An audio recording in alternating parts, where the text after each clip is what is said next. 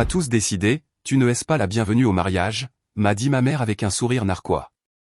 Bon à savoir, ai-je répondu, en retransférant les $9200 du fonds pour la lune de miel sur mon compte, et en annulant les vols que j'avais réservés à son nom. Le lendemain matin, j'avais 28 appels manqués, et un message qui a tout changé. Je m'appelle Emma, j'ai 32 ans, et ma propre mère m'a dit que je n'étais pas la bienvenue au mariage de ma sœur, alors que j'avais déjà payé l'intégralité de leur lune de miel.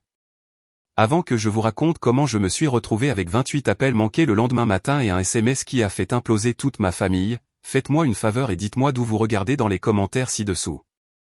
C'est toujours cool de voir jusqu'où ces histoires voyagent. Tout a commencé, je suppose, quand nous étions enfants. Ma sœur cadette, Sophia, était l'artiste, la rêveuse, l'enfant chéri.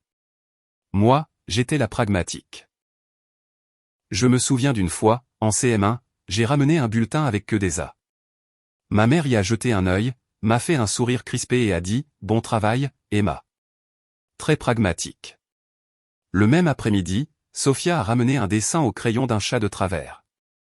Ma mère l'a prise dans ses bras, l'a déclaré son « petit Picasso » et l'a immédiatement collé sur le frigo avec un aimant pailleté. C'était l'histoire de notre vie. J'avais droit à un bref hochement de tête pour ma fiabilité, elle avait droit à une ovation juste pour exister. Je n'ai pas laissé cela me rendre amer. J'aimais ma sœur.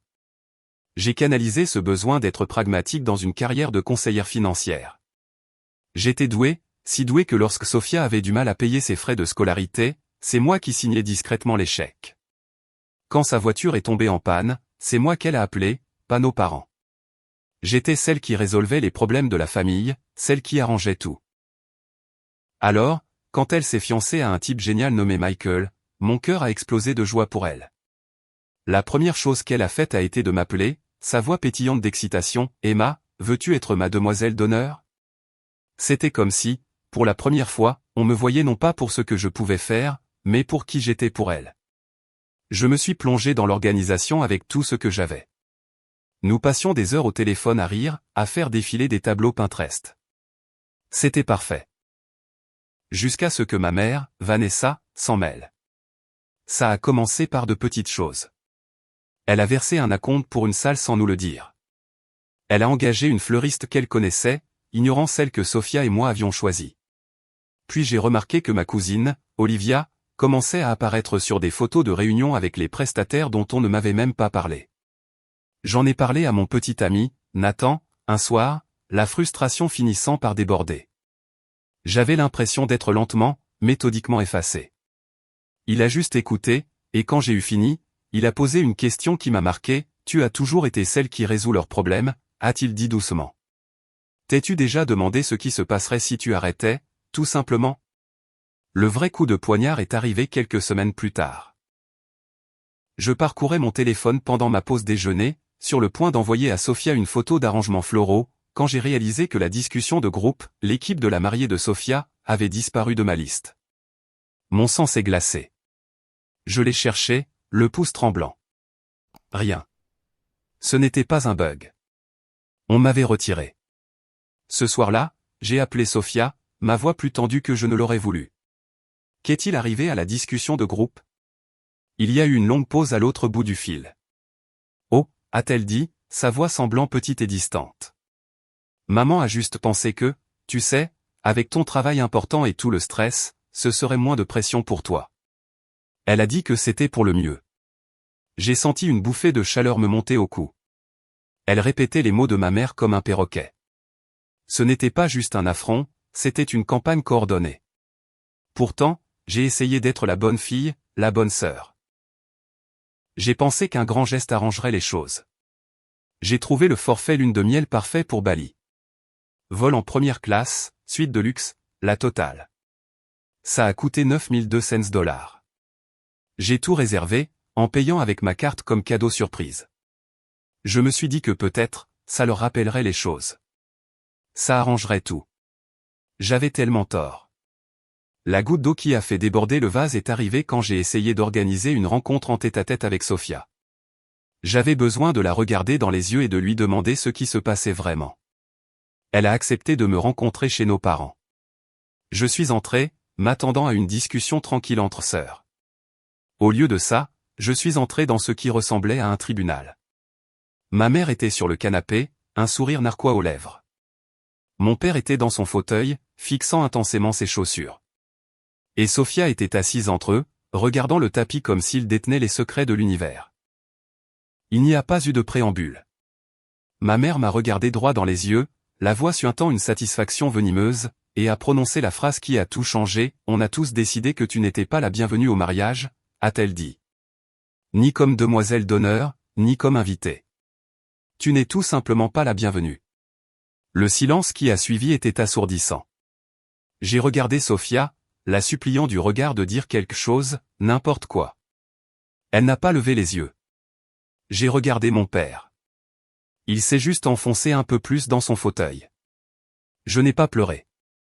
Je n'ai pas crié. Un calme étrange et froid m'a envahi. J'ai juste hoché la tête une fois, tourné les talons et je suis sorti.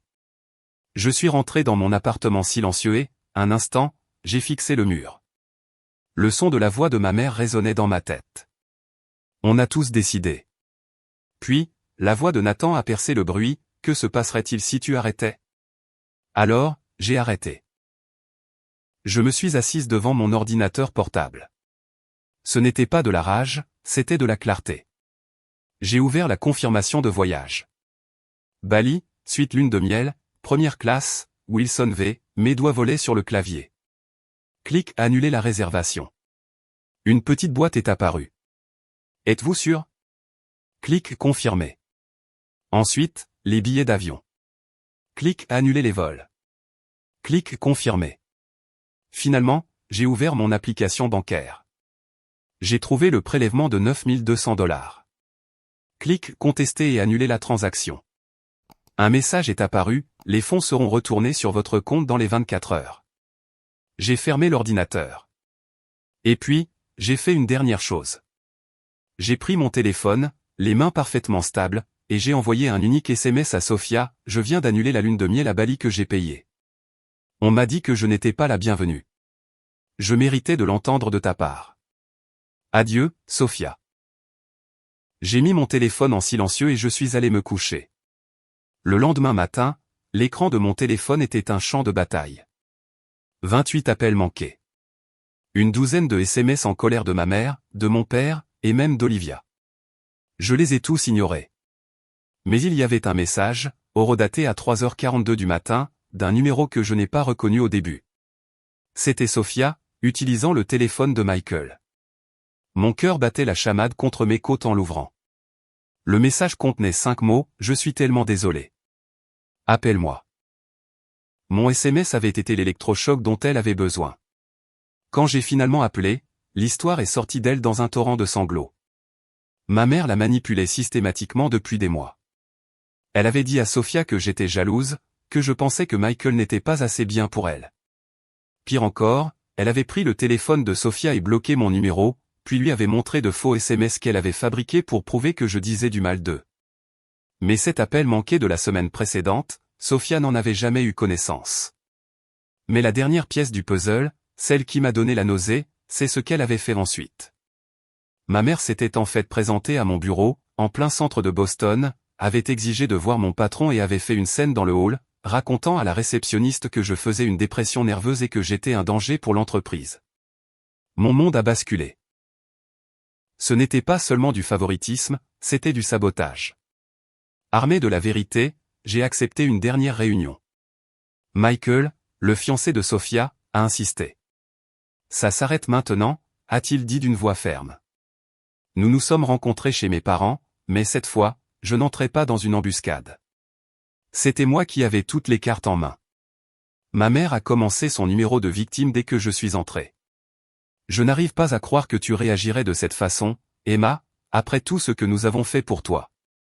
J'ai levé une main et la pièce est tombée dans le silence.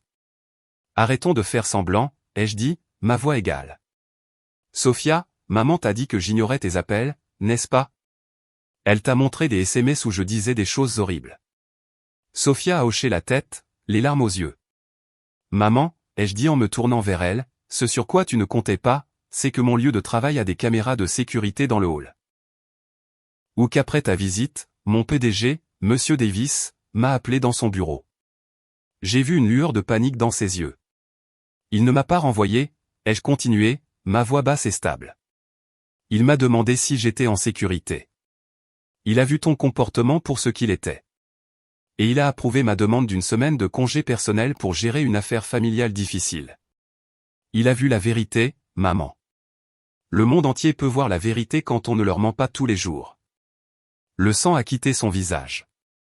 Elle a regardé mon père pour du soutien, mais pour la première fois de sa vie, il ne la regardait pas. Il me regardait, moi, son visage un masque d'horreur et de honte naissante. Toute combativité l'a quitté. Il n'y avait plus de mensonges à raconter. Dans la foulée, mon père a finalement parlé. Il n'a pas haussé la voix. Il a juste regardé ma mère et a dit, « Ça suffit, Vanessa. Ça suffit. » Puis il s'est approché de moi, les yeux remplis d'un regret si profond qu'il en était presque douloureux à voir. « Je suis tellement désolé, ma chérie, » a-t-il murmuré. Et c'étaient les excuses que j'attendais depuis 30 ans. Sophia, le visage taché de larmes, est venue et m'a pris la main. « Veux-tu toujours être ma demoiselle d'honneur, Emma, s'il te plaît ?» J'ai regardé ma sœur, ma vraie sœur, qui me voyait enfin clairement. « Oui, » ai-je dit, ma voix fatiguée mais ferme. « Mais à partir de maintenant, toute l'organisation du mariage se fera entre toi et moi. Maman est une invitée. C'est tout. » Ce n'était pas une demande, c'était une affirmation. Les semaines qui ont suivi ont été difficiles. Nous avons commencé une thérapie familiale. Mon père, Sophia et moi, en tout cas. Ma mère a refusé d'y aller. Elle ne pouvait pas affronter une pièce où elle ne contrôlait pas le récit. C'était un processus lent, désapprendre toute une vie de dynamique toxique. 2 mois plus tard, j'étais aux côtés de Sophia alors qu'elle prononçait ses vœux. Dans les moments calmes avant la cérémonie, alors que je l'aidais à ajuster son voile, elle m'a regardé dans le miroir. « Merci de ne pas m'avoir abandonné », a-t-elle dit. J'ai juste serré sa main. De l'autre côté de la salle de réception, j'ai vu ma mère nous observer. Elle a croisé mon regard une seconde et a fait un petit hochement de tête, presque imperceptible. Ce n'était pas un pardon. Ce n'était pas des excuses. Mais c'était une trêve. Et pour l'instant, c'était suffisant. Il y a quelques soirs, j'étais à la maison, regardant une photo encadrée du mariage. C'est une photo de Sophia et moi, surprise dans un moment de rire pur et sans mélange. J'ai réalisé que je n'avais pas seulement tracé une limite ce jour-là. J'avais redéfini ce que la famille signifiait pour moi. Ce n'est pas seulement une question de sang. Il s'agit de savoir qui est là pour vous, avec respect, avec honnêteté et avec vérité. J'ai posé la photo à côté d'un nouveau carnet sur mon bureau. Sur la couverture, de ma propre écriture, il est écrit « Plan de mariage, Emma et Nathan ». Il m'avait fait sa demande le mois dernier, sous les étoiles. J'avais dit oui, avec une seule condition, pas de drame. Il a juste ri et a dit « Avec toi aux commandes, je n'oserais pas ». Et pour la première fois, je me suis senti entière. Non pas parce que quelqu'un d'autre m'approuvait, mais parce que je connaissais enfin ma propre valeur. Merci beaucoup d'avoir écouté mon histoire. Ma question pour vous est la suivante, avez-vous déjà dû tracer une ligne rouge avec un membre de votre famille pour protéger votre propre tranquillité d'esprit? Comment cela s'est-il terminé? Je lirai tous les commentaires. Si mon histoire a résonné en vous, s'il vous plaît, mettez un pouce bleu à cette vidéo et abonnez-vous à la chaîne pour en voir plus. Ça aide vraiment. On se voit dans la prochaine.